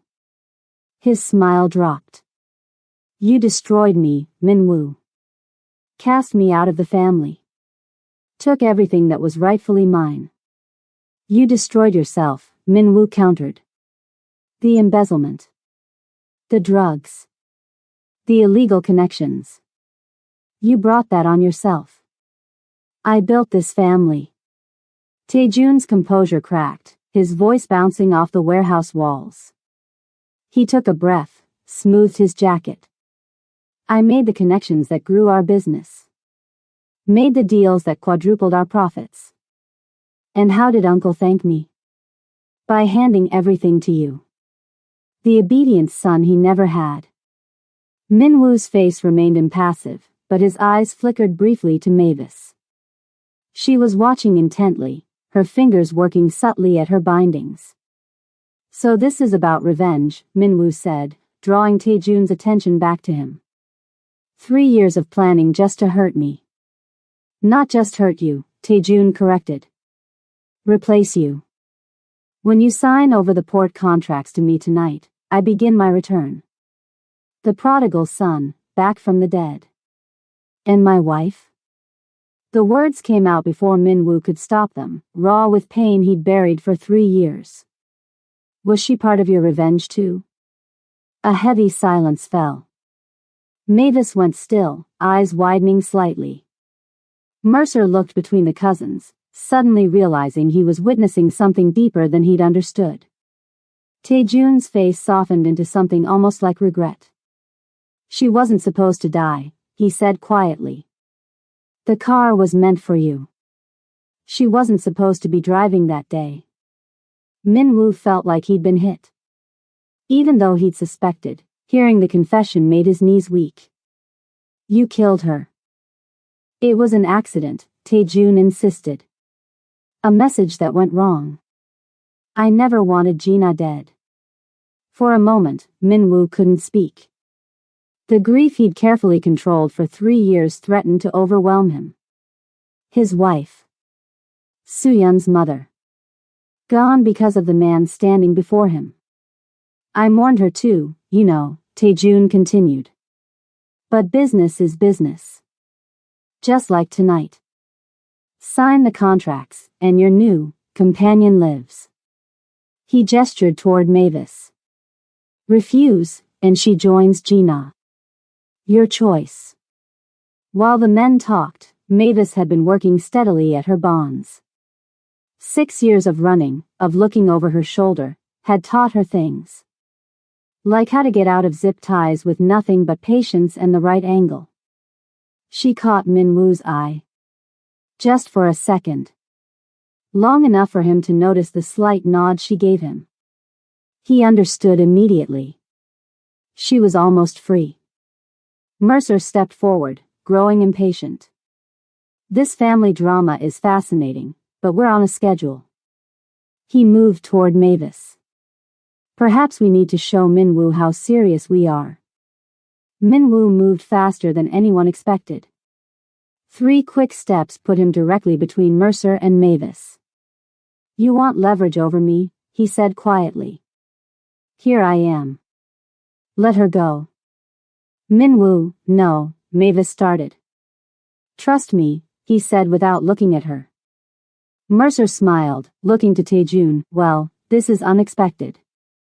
The Korean gangster has a heart after all. I'm not a gangster, Minwoo replied evenly. I'm a businessman. Let's make a deal. Taejun studied his cousin, suspicion warring with satisfaction. What are you proposing? I sign your contracts. Right now. You let Miss Tate walk out that door, unharmed. And why would I agree to that when I have both of you? Minwoo smiled thinly. Because you know me, cousin. If you hurt her, I'll never sign. And I'll spend every resource I have hunting you down, no matter how long it takes. The 2 men locked eyes in a silent battle of wills. He's stalling, Mercer warned. Maybe, Taejun conceded. But he's also right. That's always been your problem, Minwoo. You're too predictable. Too honorable. He nodded to one of his men. Bring the contracts. As the man moved toward a briefcase on a nearby table, Minwoo's hand discreetly moved to his ear. Now, he said softly. The warehouse plunged into darkness. Chaos erupted. Shouts. Footsteps. The crash of something heavy falling. Mavis felt a hand grab her arm. She tensed, ready to fight, then recognized Minwoo's touch. "This way," he whispered, guiding her down and behind a shipping container. Outside, car doors slammed. Radios crackled. Minwoo's team moving in with precision, just as planned. When the emergency lights flickered on 30 seconds later, the warehouse looked completely different. Taejun's men were on their knees, hands behind their heads.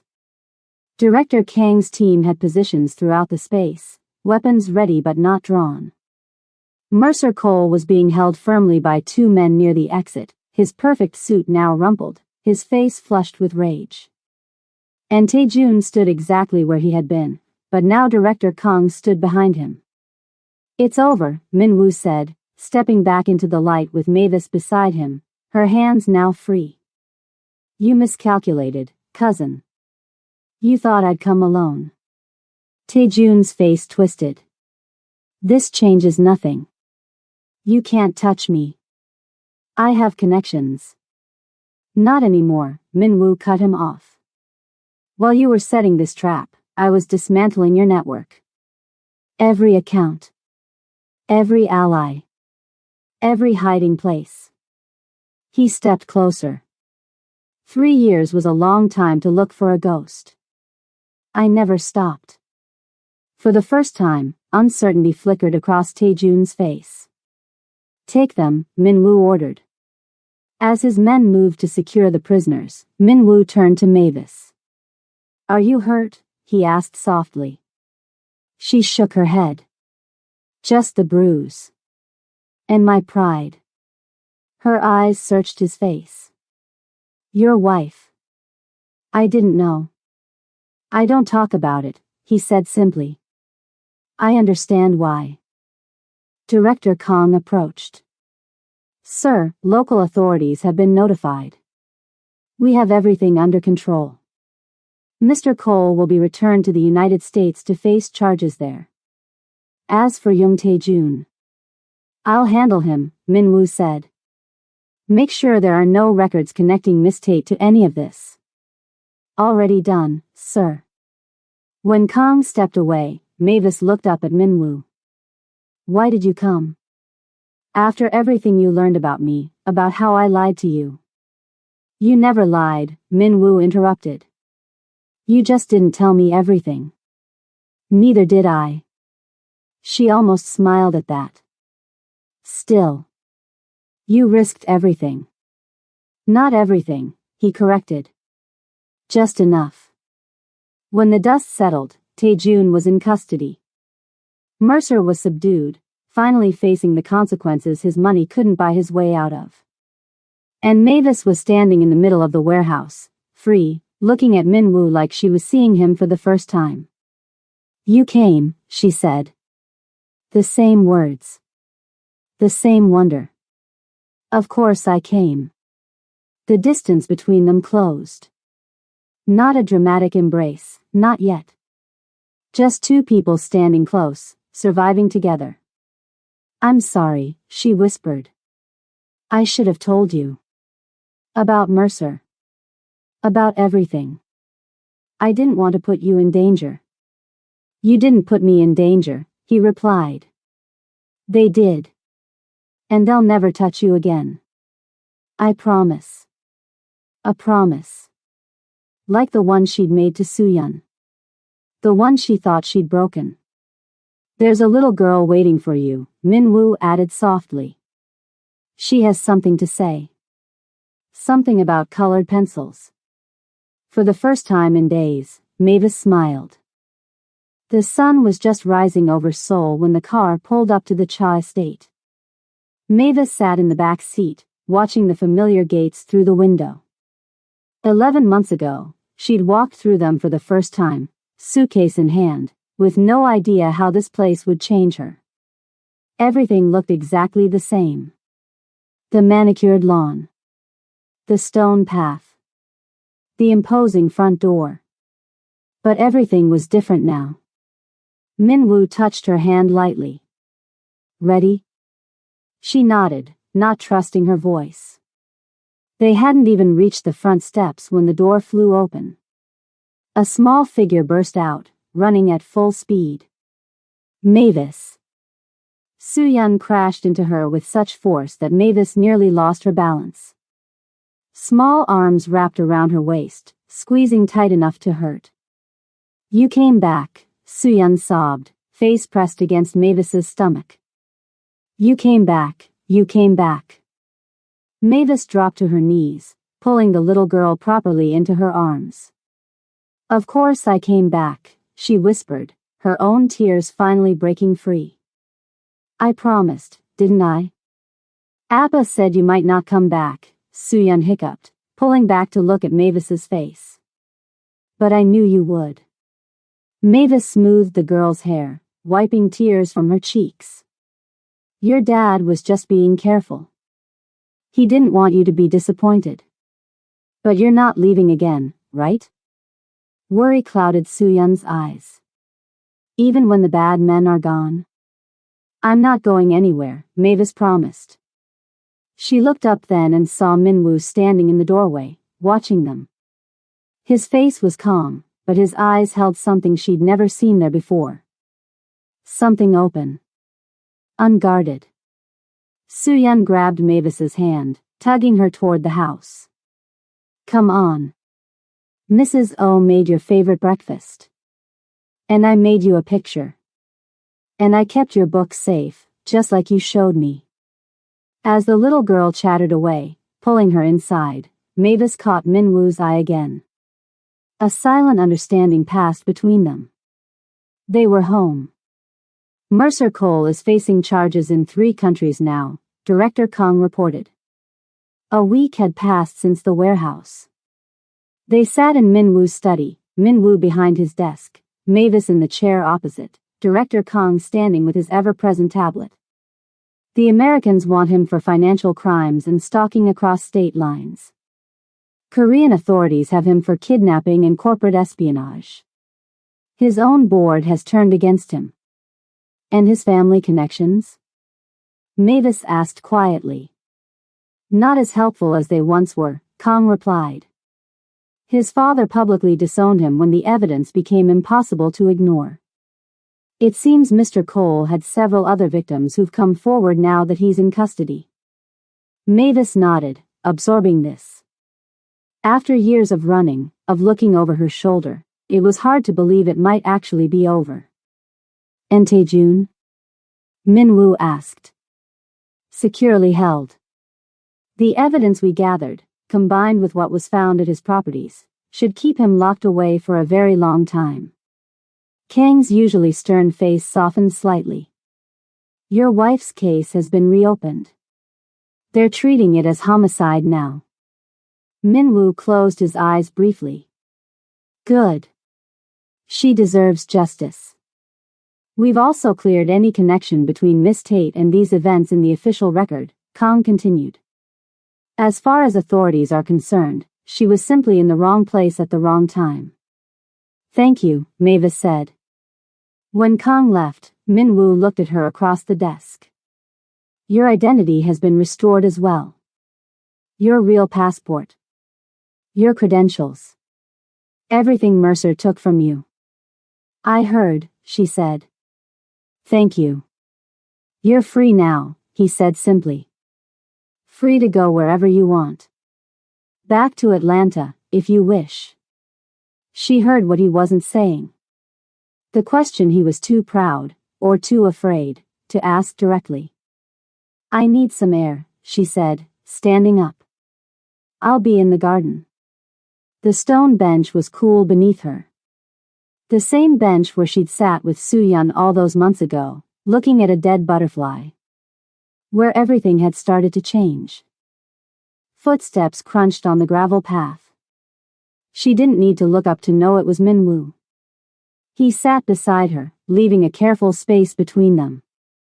You could leave now, he said after a long moment. Go back to Atlanta. Rebuild your life. I could, she agreed. They sat in silence, watching leaves drift down from the trees. Fall was coming. Another season. Another change. But I don't want to, she finally said. Minwoo turned to look at her, his face guarded. Why not? How could she explain it? That after years of running, of never letting herself belong anywhere, this place had become her anchor? That a silent little girl and her broken father had somehow become the most important people in her world? Because my life is here now, she said simply. With Soo-yeon. With. She looked at him directly. With you. Something shifted in his expression. Hope, maybe. Or fear. I'm not an easy man to be with, he said quietly. I have enemies. Complications. A life that isn't simple. I know. Soo-yeon adores you. I adore her too. And I. He stopped. Started again. I've been cold for a long time. Since Eun-ji died. I thought I would never. He couldn't finish. Didn't have the words. But Mavis understood. She reached over, taking his hand in hers. His fingers were warm, strong, closing around hers immediately. You don't have to be cold anymore, she said softly. He looked down at their joined hands. No, he agreed. I don't. The morning light streamed through the kitchen windows, turning everything golden. 3 months had passed. Winter was giving way to spring, snow melting, the first green buds appearing on the trees. Mavis flipped pancakes at the stove while Soo-yeon sat at the table, coloring and chattering between bites of breakfast. And then Min-jae said her mom might get a puppy, but I told her cats are better because they're quieter, and quieter is better for thinking, right, Mavis? Both are good, Mavis laughed. It depends what you want. I still want a cat, Soo-yeon declared. A black one with green eyes. We'll see, Mavis said, the standard parent answer that neither promised nor denied. Footsteps in the hallway announced Minwoo's arrival. He walked in straightening his tie, looking every inch the business executive he was. But his eyes were different now. Softer when they fell on his daughter. Warmer when they met Mavis's. He stopped to kiss Soo-yeon's forehead. Be good at school today. I'm always good, she protested. Usually good, he corrected with a small smile. He moved to the stove, pausing to kiss Mavis's cheek, a casual gesture that still made her heart skip. Natural. Easy. As if they'd been doing this forever. Dinner tonight? He asked, accepting the coffee she handed him. I was thinking we could try that new place in Buckshin, Mavis suggested, flipping another pancake. Soo-yeon wants to go. The tea house? Apparently, they have special pastries, she confirmed. Honey pastries. Soo-yeon chimed in. With nuts and cinnamon. Minwoo smiled, a real smile, the kind that used to be so rare but now appeared almost daily. Tea house it is, then. He glanced at his watch. I have to go. Board meeting.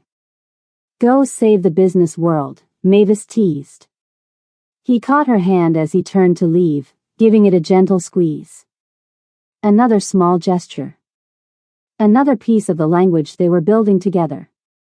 After he left, Soo-yeon looked up from her coloring. Mavis? Are you happy here? The question caught her by surprise. Of course I am. Why do you ask? Soo-yeon shrugged.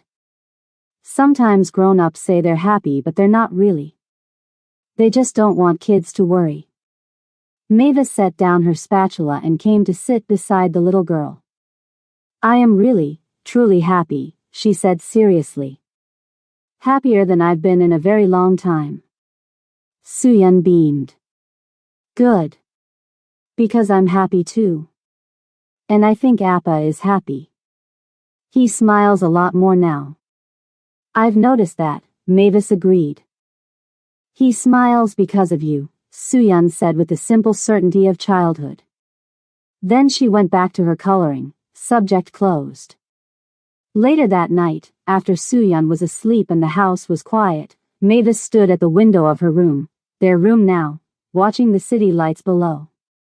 She thought about Atlanta. About Mercer. About all the years she spent running. She thought about a dead butterfly and a little girl who'd forgotten how to speak. She thought about a cold man with warm eyes who turned soul upside down to find her. She wasn't running anymore. She was home. And sometimes, the best stories aren't about fairy tales or perfect endings. They're about two broken people who found each other in the most unexpected place. Who fought through darkness to find something worth protecting. If this story touched your heart the way it touched mine, do me a favor. Smash that subscribe button and let me know in the comments where you're watching from. Tell me what moment hit you the hardest. Was it the butterfly scene? Minwoo at the warehouse? Suyun's colored pencils? I really want to know. And if you haven't already, check out my other stories. There's so much more waiting for you. Thanks for watching until the end. It means everything. See you in the next one.